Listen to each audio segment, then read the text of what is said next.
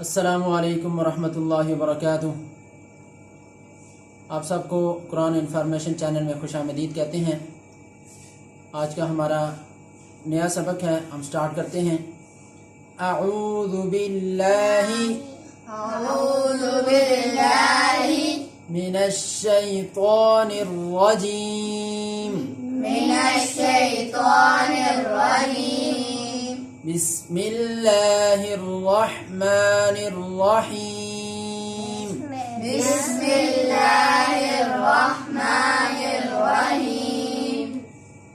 दाल। हर्फ दाल कैसे अदा होगा? फर्ज करें कि ये ज़ुबान है, ज़ुबान का ये जो अगला किनारा है, ये अगला किनारा ज़ुबान का, इसको हमने ऊपर वाले दांतों की बैक साइड पे बिल्कुल जड़ में लगाना है और थोड़ा सा सख्ती के साथ लगाना है, तो हर्फ दाल अदा होगा। या फर्ज करें दांत है ऊपर के और ये ज़ुबान का किनारा है, तो इस तरह हमने बैक साइड पे ज़रा सा ऊपर करके, ठीक है जी, ऊपर करके थोड़ा सा दबा के लगाएंगे और ऐसे छोड़ेंगे और फिर आखिर में थोड़ी सी लाम की आवाज़ आएगी। देखिए, दाल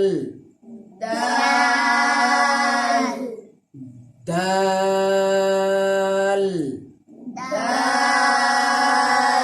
नेक्स्ट, राल।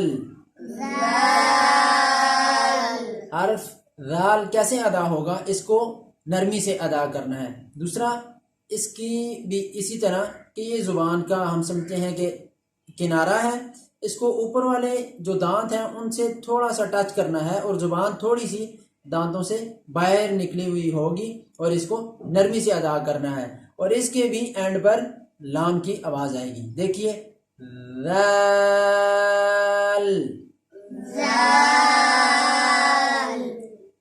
राल। नेक्स्ट,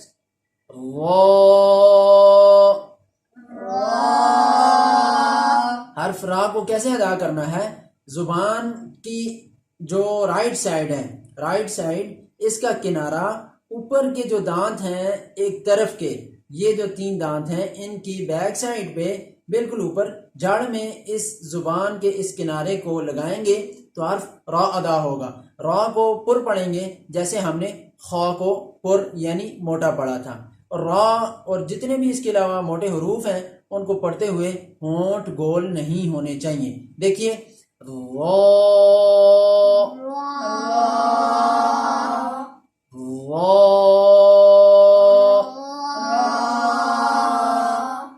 नेक्स्ट हर्फ है ज़ा।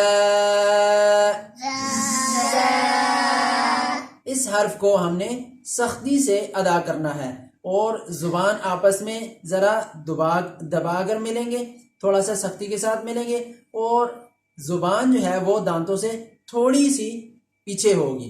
दांतों को सख्ती से मिलाना है और जुबान थोड़ी सी पीछे रखनी है, तो हर्फ ज़ा अदा होगा। देखिए, ज़ा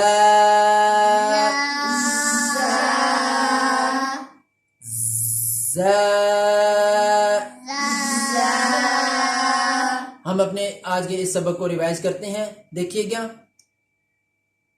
दाल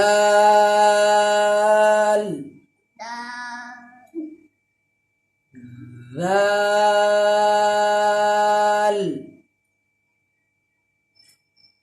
वो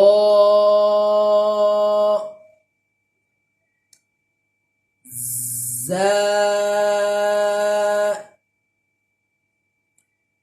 सदक़ल्लाहुल अज़ीम।